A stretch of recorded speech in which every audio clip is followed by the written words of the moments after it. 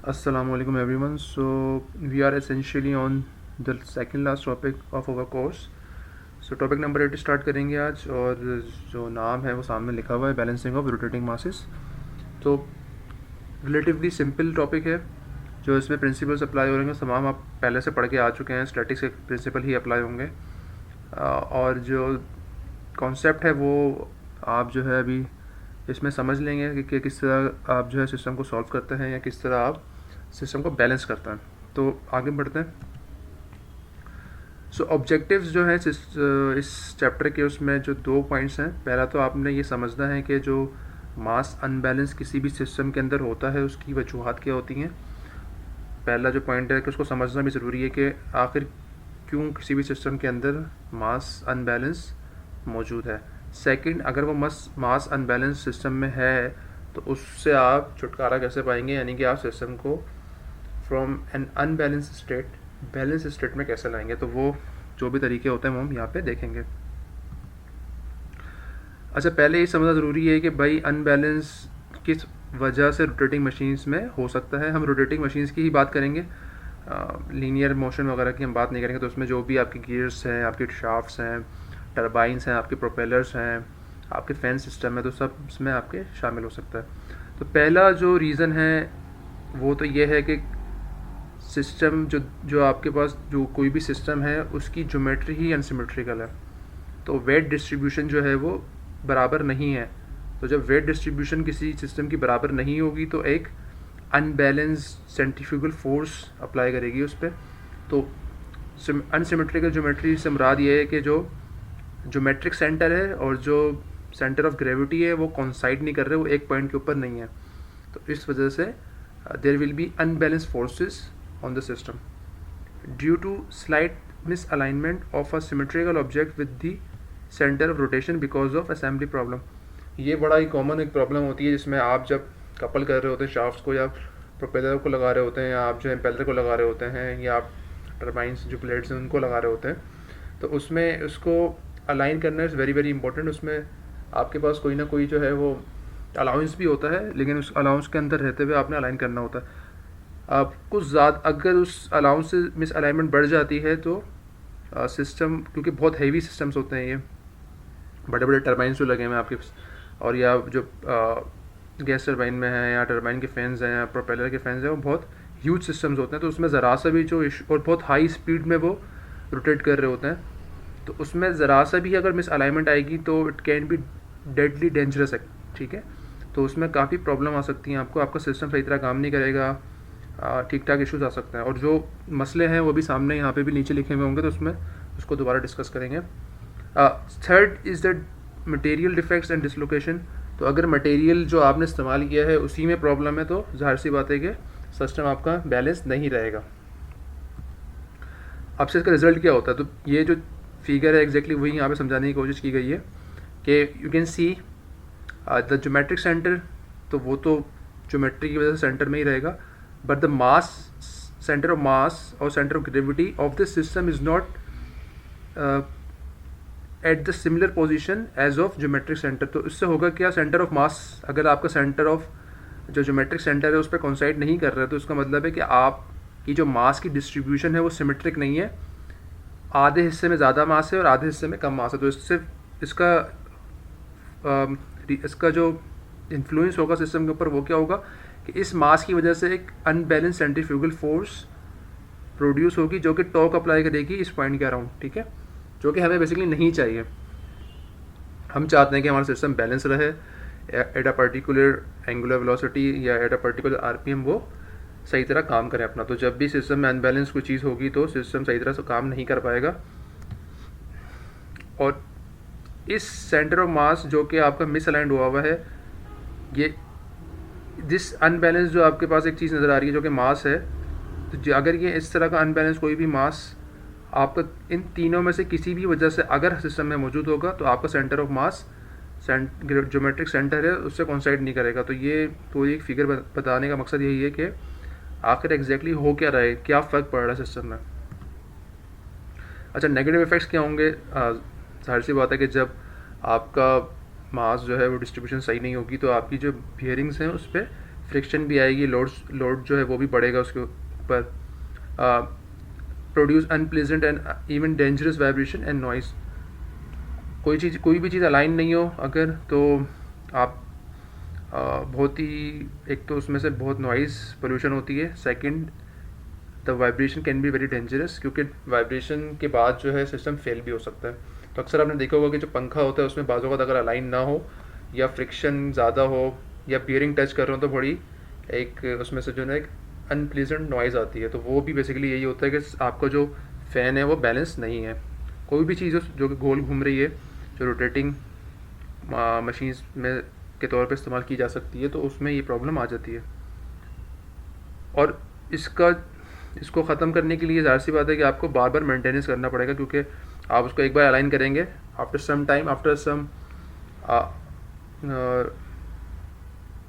Some hours of rotation वो दोबारा उसमें ये इशू आ सकता है।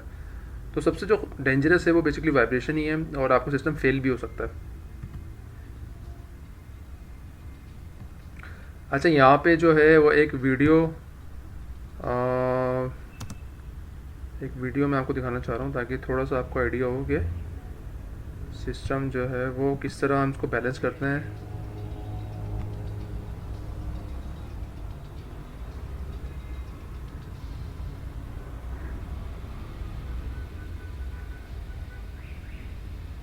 तो आप देख सकते हैं कि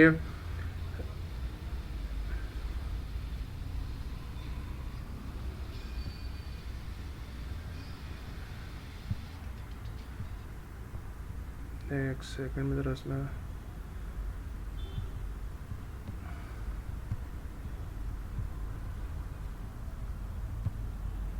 ओके, सो यू कैन सी कि अभी जो है ना ये दोनों आपको दिखाएंगे कि सिस्टम जब बैलेंस नहीं है और आफ्टर बैलेंसिंग या बिफोर बैलेंसिंग क्या फ़र्क। तो आप देख सकते हैं कि काफ़ी इसमें जो है लेटरल मूवमेंट हो रही है, और यही रीज़न है इसका कि अनबैलेंस फोर्सेस यहाँ सिस्टम पे मौजूद है। आफ्टर जब बैलेंस कर लिया तो यू कैन सी कि बड़ी स्मूथ मूवमेंट हो रही है, रोटेशन बड़ी स्मूथ है, तो वो बैलेंस कर चुके हैं सिस्टम को। तो डिफरेंस जो है वो आपके सामने यहाँ पे जाहिर है।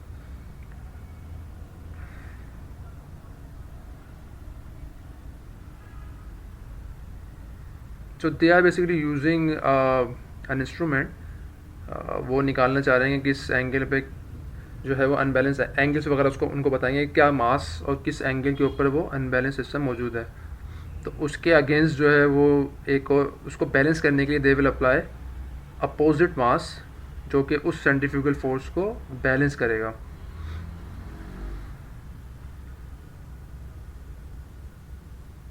तो यू कैन सी अभी उन्होंने लगाया, लेकिन अभी भी जो है वो जो लेटरल मूवमेंट है वो अभी भी ज़्यादा है। तो अब उन्होंने जो है उसको फिक्स कर दिया। तो basically they are applying masses, ठीक है, ताकि वो जो अनबैलेंस मास की वजह से एक अनबैलेंस सेंट्रीफ्यूगल फोर्स आ रही है उसको काउंटर किया जाए।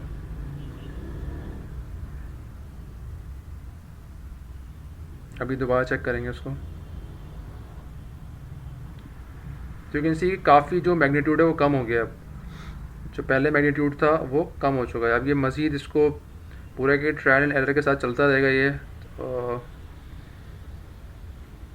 मुख्तलिफ मासेस वो अप्लाई करके देखते रहेंगे उसको, और उसको कोशिश ये करेंगे कि बिल्कुल बैलेंस सिस्टम हो जाए।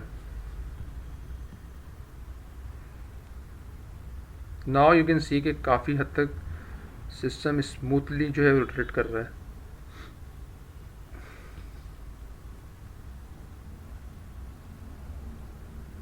अब now the system is completely balance.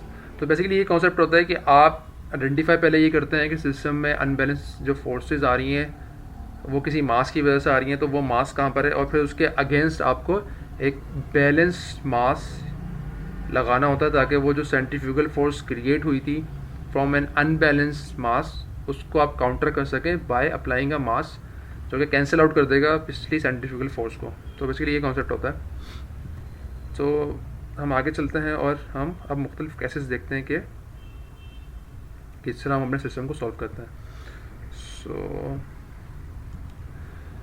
अच्छा, ये चार यहाँ पे मुख्तलिफ केसेस हैं। इसको वन बाय वन हम जब आगे बढ़ेंगे तो देखते जाएंगे। अभी यहाँ उसको नहीं पढ़ते हैं ताकि कन्फ्यूजन ना हो। तो पहला जो चार केसेस हैं बेसिकली, तो case number 1 is balancing of a single rotating mass by a single mass rotating in the same plane. देखें पहले एक सिंगल मास एक सिंगल ही डिस्टर्बिंग मास है, और उस जो एक सिंगल डिस्टर्बिंग मास है, यहाँ पे मैं दो नाम इस्तेमाल करूँगा, एक डिस्टर्बिंग मास का नाम इस्तेमाल करेंगे हम और एक बैलेंसिंग मास। डिस्टर्बिंग मास जिसकी वजह से सिस्टम में प्रॉब्लम आ रही है, जिसकी वजह से सिस्टम अनबैलेंस्ड है। बैलेंसिंग मास जिसको लगाने के बाद हम सिस्टम को बैलेंस कर सकेंगे, तो वो दो चीज़ें नाम इस्तेमाल होंगी। तो यहाँ पे जो सिस्टम बनाया गया है वो केस नंबर 1, उसमें ये है कि एक ही डिस्टर्बिंग मास है और एक उसको हमने बैलेंस करना है बाय सिंगल बैलेंसिंग मास, ठीक है, और वो एक ही प्लेन के अंदर है। तो ये जो लाइन है टूवर्ड्स द स्क्रीन, ये जिसका जो प्लेन है वो स्क्रीन के अंदर जा रहा है, या आप स्क्रीन से बाहर ले लें इसको, तो this is a single plane, एक ही प्लेन के ऊपर जो है वो दोनों मासेस माउंट हुए हुए हैं। This is the side view जिसमें एंगल दिखाया हुआ है, ठीक है। तो ये एंगल के लिए जब भी आप साइड व्यू दिखाएंगे तो यू विल शो के एंगल्स क्या हैं आपस में, क्योंकि यहाँ पे तो लग रहा है कि बिल्कुल स्ट्रेट है, लेकिन एंगल्स कोई ना कोई इसमें सिस्टम में हो सकता है, ठीक है। तो अब अगर मैं दोनों की फोर्सेस लगाना चाहूँ तो पहले हम ये करते हैं कि जो इस डिस्टर्बिंग मास की वजह से एक अनबैलेंस सेंट्रीफ्यूगल फोर्स क्रिएट होगी, तो वो उसका फॉर्मूला लिख लेते हैं यहाँ पे, because the mass of this disturbing mass is m1, the radius is r1, and let's assume कि इस जो the shaft is rotating at N angular velocity of omega. तो एफ का formula mv² divide by r, उसको हमने जो v था उसको हमने ओमेगा r से रिप्लेस कर दिया, तो you will easily get m1 omega square r1। अच्छा, अब मुझे एग्जैक्टली यही फोर्स चाहिए, but it has to be opposite, मतलब 180 डिग्री आउट ऑफ फेज होनी चाहिए। तो अगर ये जो m1 की सेंट्रीफ्यूगल फोर्स है अपवर्ड अप्लाई हो रही है, तो जो m2 की सेंट्रीफ्यूगल फोर्स है it has to be downward. Exactly दोनों का जो एंगल होगा वो 180 डिग्री आउट ऑफ फेज होगा, ठीक है। सो F2 की फोर्स क्या होगी, you can write everything, omega is same क्योंकि एक ही शाफ्ट पे माउंट हुए हैं वो, you can use art. In order for the system to be balanced, these two forces, one by the disturbing mass and the other one by the balancing mass, has to be equal। तो उसको आप बराबर रख देंगे, simple, omega will cancel out. So it means कि जब तक ये m_r1 is equal to m2r2 your system is balanced. अच्छा, अब m1r1 तो फिक्स है आपका, ठीक है। m2r2 आपने सेलेक्ट करना, तो यू कैन सेलेक्ट, एक्चुअली ज़रूरी नहीं है कि m1 m2 के बराबर हो और r1 r2 के बराबर हो। The only requirement is in दोनों का प्रोडक्ट इन दोनों के प्रोडक्ट के बराबर होना चाहिए। तो m2 ज़्यादा, r2 को कम कर सकते हैं आप। In the similar way you can increase m2 और reduce r2, but the product has to be same, ठीक है। तो बड़ा आसान सा ये तो, इसमें तो कोई मसला है नहीं, वेरी वेरी इजी। सेकेंड जो केस, अच्छा पहला केस का जो एग्जाम्पल्स हैं वो देख लेते हैं कुछ। तो सम एग्जाम्पल्स जो जहाँ पे इस्तेमाल, तो a single gear pulley, bicycle, motorcycle, tyre wheels, thin fly wheel, airplane propeller, individual जो आपके टर्बाइन ब्लेड व्हील होते हैं, ठीक है। कहाँ क्यों ये सिस्टम जो है केस नंबर 1 पे फिट हो रहा है, बिकॉज जितनी भी चीज़ें इसमें जो भी यहाँ मेंशन की गई उनकी thickness is small relative to the radius, ठीक है। तो इसलिए हम इसको सिंगल प्लेन में कंसिडर कर सकते हैं, कि हम कंसिडर कर सकते हैं कि सिस्टम जो है एक ही प्लेन के अराउंड है, क्योंकि थिकनेस बड़ी नेग्लिजिबल तो नहीं कहेंगे लेकिन कम है as compare to the radial distance. Now let's move on to the case number 2। Case number 2 पढ़ लेते हैं पहले। Balancing of a single rotating mass, again जो केस नंबर 1 में एक सिंगल रोटेटिंग मास था, यहाँ पे भी एक ही सिंगल रोटेटिंग मास है जो कि डिस्टर्बिंग मास है basically, by two masses rotating in different planes. अब यहाँ पे हम क्या कर रहे हैं, वो एक ही रोटेटिंग मास है जो कि सिस्टम को अनबैलेंस कर रहा है, बट केस नंबर 1 में हमने उस एक मास को एक और बैलेंसिंग मास से हमने सिस्टम को सॉल्व कर लिया था। यहाँ पे हम उस एक डिस्टर्बिंग मास को दो बैलेंसिंग मासेस से बैलेंस करेंगे, ठीक है। तो इसमें अब आपके पास दो कंडीशन आ जाएंगी क्योंकि प्लेन्स डिफरेंट हो गए, ठीक है। अभी आपको जब फिगर नजर आएगी तो it will be much easier to understand. अच्छा, पहली कंडीशन ये होती है कि the net dynamic force acting on the shaft is equal to 0। दो कंडीशन ज़रूरी हैं इस सिस्टम को बैलेंस करने के लिए। तो पहली कंडीशन ये कहती है कि डायनामिक फोर्स जो है वो 0 होनी चाहिए। This requires that the line of action of 3 centrifugal forces must be the same. एक ही लाइन ऑफ एक्शन पे होंगी तो कैंसिल आउट करेंगी। लाइन ऑफ एक्शन का मतलब ये है कि वो 180 डिग्री पे ही होंगी ये तमाम forces. This is the condition of static balancing. तो this is known as the static balancing condition which is simple summation F is must be equal to 0। अच्छा, अब क्योंकि प्लेन्स डिफरेंट हैं, we have distance between the planes, तो इसका मतलब वहाँ पे कपल मूवमेंट भी क्रिएट होगा। तो सेकंड कंडीशन ये कहती है the net couple due to the dynamic forces acting on the shaft is equal to be 0। जो नेट कपल है वो 0 होना चाहिए with respect to the reference plane. कोई आप रेफरेंस प्लेन जो है वो सिलेक्ट करेंगे तो देख सकते हैं आप कि बिल्कुल जो स्टैटिक की कंडीशन थी वही यहाँ पे आ रही हैं कि फोर्सेस और मूवमेंट हैज़ टू बी 0। अगर दोनों कंडीशन सेटिस्फाई हो जाएंगी तो यू विल से कि सिस्टम इज़ डायनेमिक बैलेंस्ड। अच्छा, अब यहाँ पे हम उसको फिगर के थ्रू सॉल्व देख लेते हैं कि होता क्या है एग्जैक्टली। सो पहला जो केस है उसमें ये है द बैलेंसिंग मास में lie on opposite side of the disturbing mass. तो इसमें आप देख सकते हैं कि ये शाफ्ट है आपकी, this one. So this is your disturbing mass, और इस डिस्टर्बिंग मास को हम अब दो मासेस से जो है वो बैलेंस कर रहे हैं, और दोनों मासेस जो हैं वो अपोजिट हैं, मतलब 180 डिग्री उसके अपोजिट लगे हुए हैं दोनों मासेस, ठीक है। अगर हम इस डिस्टर्बिंग मास के अगेंस्ट एक यहाँ पर मास लगा के, बिल्कुल स्ट्रेट मास लगा के इसको बैलेंस करते तो केस नंबर 1 होता है ये कि हम एक डिस्टर्बिंग मास को एक ही बैलेंसिंग मास से बैलेंस कर रहे हैं, ठीक है। लेकिन यहाँ पे हम क्या कर रहे हैं, यहाँ पे हम दो डिफरेंट मासेस से इसको बैलेंस कर रहे हैं, और वो तीनों मासेस डिफरेंट प्लेन्स के अंदर हैं। सो यहाँ पे 3 प्लेन है। One is the plane of this M1 जो कि स्क्रीन की तरफ जा रहा है, second is the plane of this M again screen से बाहर या आगे अंदर की तरफ जा रहा है, and this is third plane जो कि M2 के ऊपर है, ये भी वैसा ही बिल्कुल है। और साइड व्यू पे आप देख सकते हैं कि तीनों की लाइन ऑफ एक्शन बराबर है, मतलब जो एक ही लाइन के ऊपर तमाम फोर्सेस, सेंट्रीफ्यूगल फोर्सेस जो हैं वो एक्ट कर रही हैं। अच्छा, ये ज़रूरत क्यों पड़ती है हमें कि हम दो मासेस लगा के इसको बैलेंस करें? तो इट्स मे बी पॉसिबल कि यहाँ पे आपके पास सिस्टम में जगह ना हो कि आप उसके अपोजिट कोई मास जो है वो उसको बैलेंस कर सकें इस डिस्टर्बिंग मास को। तो अगर लेट सपोज यहाँ पे जो है आपके पास जगह ऐसी नहीं है कि आप कोई मास लगा के इस डिस्टर्बिंग मास को बैलेंस कर सकें, तो आपको दूसरे प्लेन्स ढूंढने पड़ेंगे। आप फिर उस प्लेन के अंदर जहाँ पर डिस्टर्बिंग मास था उस प्लेन के ऊपर आप अपना बैलेंसिंग मास नहीं लगा पाएंगे। तो इसीलिए इसको केस नंबर 2 बोल दिया है कि हम एक ही डिस्टर्बिंग मास को बैलेंस कर रहे हैं by the help of 2 balancing masses both rotating, और यू कैन से तीनों ही जो रोटेट कर रहे हैं वो डिफरेंट प्लेन्स में कर रहे हैं। अच्छा, सेकंड जो केस बन सकता है उसमें ये हो सकता है कि द बैलेंसिंग मास में lie on the same side of the disturbing mass. यहाँ पे क्या हुआ है, this is the disturbing mass. अब जो दो बैलेंसिंग मास हैं, एक जो है बिल्कुल इसके अपोजिट है और एक उस तरफ है, ठीक है। तो इस तरह भी हो सकता है। बेसिकली आपने फोर्सेस और मूवमेंट को जो है 0 करना है, तो चाहे आप जिस तरह भी करना चाहें उसको आप कर सकते हैं। तो अगेन हेयर डिस्टर्बिंग मास जो है वो डायनामिकली बैलेंस कर रहे हैं by using 2 masses M1 and M2, और देख सकते हैं कि अगेन लाइन ऑफ एक्शन जो है वो तीनों मासेस की एक ही लाइन के ऊपर है, बिल्कुल सेम है वो। तो वो जो FC है वो तो आराम से आप कैंसिल आउट कर जाएंगे यहाँ पे। Now for the first system you can see this mass will create a unbalanced centrifugal force जो कि अपवर्ड जो है वो डायरेक्शन है उसकी, और दीज 2 मासेस जो कि हमारे बैलेंसिंग के लिए काम आ रहे हैं उनकी जो सेंट्रीफ्यूगल फोर्स है वो डाउनवर्ड है।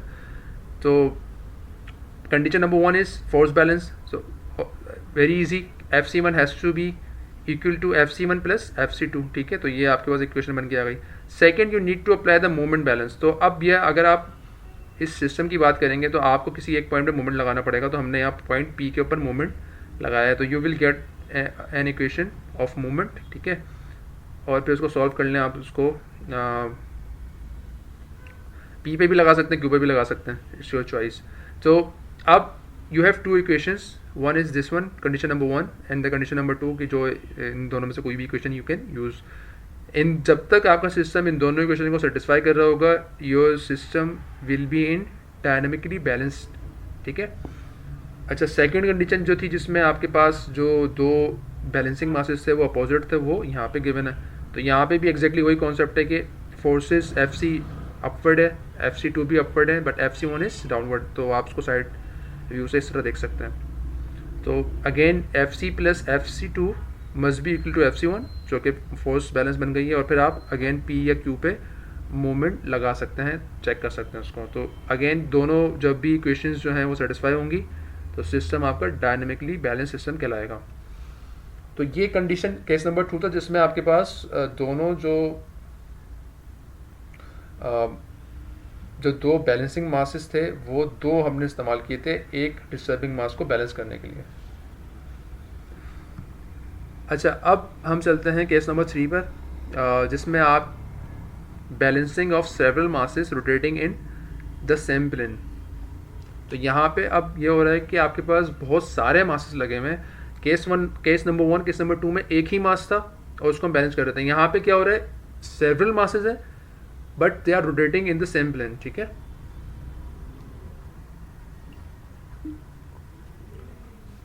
तो आप देख सकते हैं कि यहाँ पे सिस्टम में अगर मैं इसको डिफाइन करना चाहूँ तो you can see there, let suppose यहाँ पे 4 मासेस हैं जो कि एक ही प्लेन के अंदर हैं। तो जो 4 डिस्टर्बिंग मासेस हैं वो this is 1 FC1, FC2, we have FC3 and we have FC4। तो ये 4 डिस्टर्बिंग मास हैं और एक ही प्लेन के ऊपर हैं। तो एक ही प्लेन पे होंगे तो इसका मतलब मूवमेंट की क्वेश्चन तो नहीं आएगी, सिर्फ आपके पास फोर्स की क्वेश्चन ही है, क्योंकि there is no movement arm. ठीक है, तो इसका मकसद ये है कि जो ये L1 और L2 है ये है ही नहीं अब। ठीक है, क्योंकि वो एक ही प्लेन के अंदर है। तो जब L1 और L2 नहीं होगा तो there will be no movement. तो यहाँ पे आपको मूवमेंट बैलेंस की ज़रूरत ही नहीं, क्योंकि तमाम जो फोर्सेज हैं वो पॉइंट O से पास हो रही हैं, देयर इज़ नो मूवमेंट।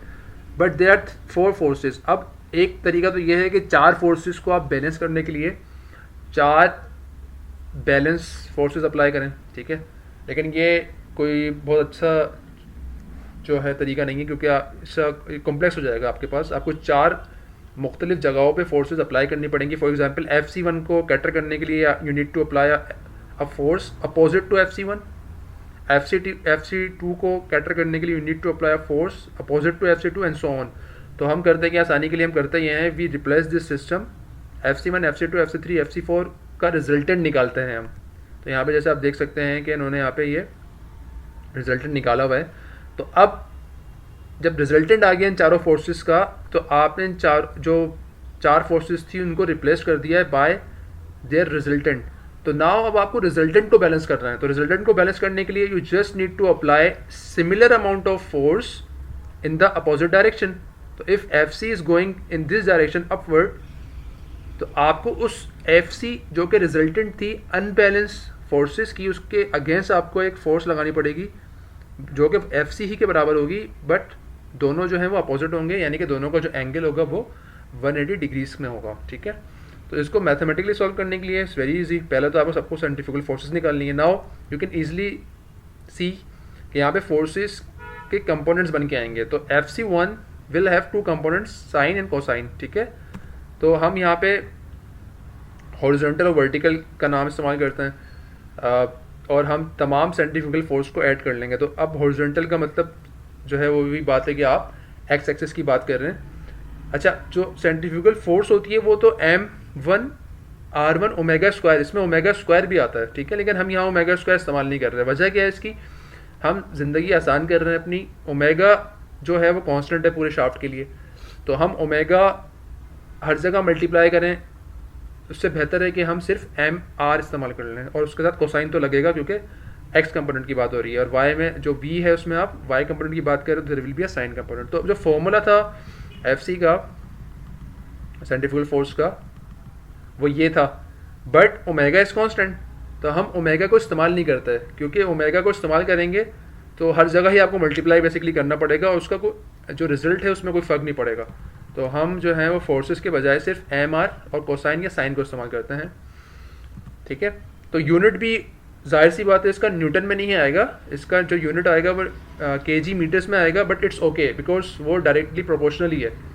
आप सब में ओमेगा स्क्वायर मल्टीप्लाई करवा दें तो न्यूटन में आंसर आ जाएगा आपके पास, बट दैट न्यूटन में जो आंसर आ रहा है और जो यहाँ से आपके पास kg मीटर्स में आ रहा है, they are both directly proportional. तो कोई ज़रूरत नहीं है बार बार ओमेगा स्क्वायर मल्टीप्लाई कराने की। तो हम MR and if there is some angle तो उसको मल्टीप्लाई करते हैं खाली। So this is your horizontal forces, this are your vertical forces. दोनों को हम अगर इसका रिजल्टेंट निकालना है तो सिंपल आपको पता है किस तरह रिजल्टेंट निकलता है, स्क्वायर करके अंडर रूट ले लेंगे और टेंजेंट थीटा कि किस एंगल पे वो रिजल्टेंट आ रही है वो थीटा निकाल लेंगे आप।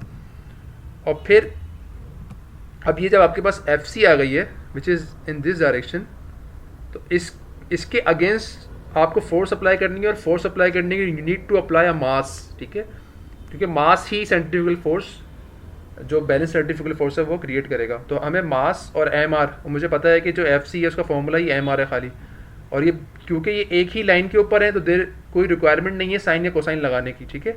तो this F C is equal to M into R. तो मैं कह सकता हूँ कि एफ सी जो है, जो रिजल्टेंट फोर्स थी, डिस्टर्बिंग फोर्स थी, वो बराबर है एम इंटू आर, जबकि एम इंटू आर इज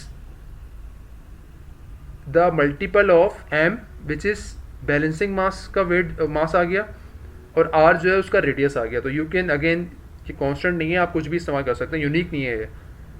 सिर्फ आपका काम ये है कि आपने इस एम और इस एम जो कि बैलेंसिंग आपके पास मास था और उसका जो रेडियस है उसको इस तरह रखना है कि वो इस एफ सी के मैग्नीट्यूड के बराबर हो और डायरेक्शन के अपोजिट हो, that's it. So let's do an example 21.1. So 4 masses m1, m2, m3, m4 are 200 kg, 300 kg, 240 kg and 260 kg respectively. तो 4 masses यहाँ पे m1, m2, m3, m4 के चारों masses बता दिए गए हैं। The corresponding radii of rotation are 0.2, और सब चारों के जो रेडियस हैं, जिस एक्सिस जो उसका सेंटर से जितने दूर हैं वो बता दिए गए हैं यहाँ पे चारों का ही respectively. And the angles between successive masses are 45, 75, 135। इसका मतलब क्या है कि M1 और M2 के दरमियान जो एंगल है वो 45 है, M2 और M3 के दरमियान जो एंगल है वो 75 है, और M3 और M4 के दरमियान जो एंगल है वो 135 है। तो यू कैन सी कि आपने तमाम एंगल्स बता दिए हैं। Find the position and magnitude of the balance mass required if the radius of rotation is 0.2। जो बैलेंसिंग मास है उसका रेडियस हमने फिक्स कर दिया 0.2। जो बैलेंसिंग मास है उसका रेडियस 0.2 ही होगा। हमने उसका मास निकालना है विच इज़ मैग्नीट्यूड, और हमने उसकी पोजीशन निकालनी है, यानी कि थीटा निकालना है अपने।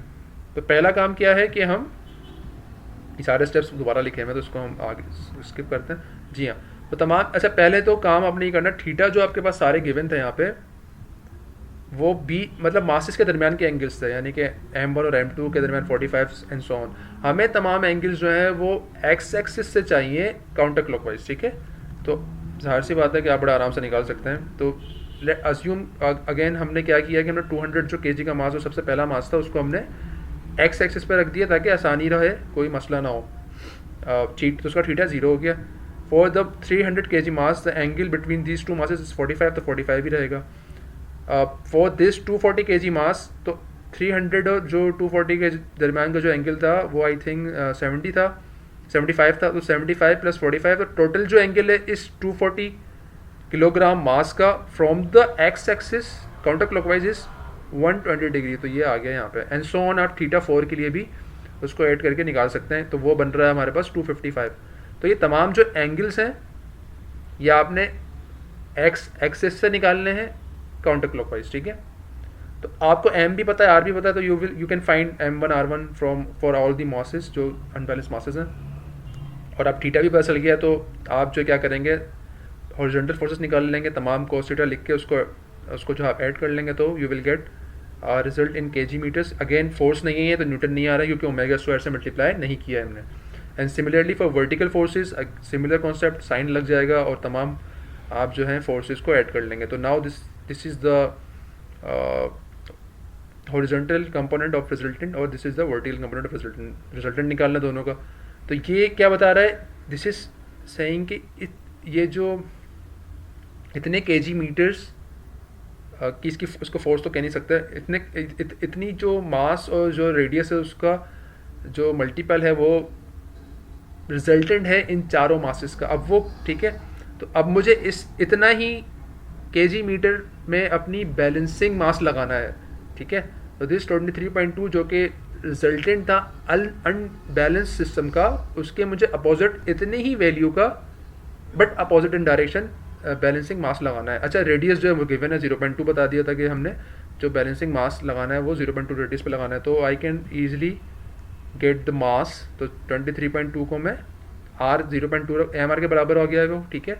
आर मुझे पता तो एम आ जाएगा, तो 116 kg। तो this is the mass which I required to apply on the system to balance the system. अच्छा, किस एंगल पे चाहिए हम, तो उससे पहले हमें इसका एंगल निकालना पड़ेगा कि जो हमारे पास रिजल्टेंट आया था, जो हमारे पास रिजल्टेंट अनबैलेंस मास था, उसका एंगल क्या था। तो सिंपली तो आपको सबको पता है कि टेंजेंट थीटा बड़े आराम से निकाल सकते हैं आप, विच इज़ कमिंग अराउंड 21.48। तो अगर अब मैं देखूँ तो ये जो लाइन है आपको जो नज़र आ रही है theta dash, this line is showing the resultant force of these 4 masses जो कि unbalanced है बेसिकली।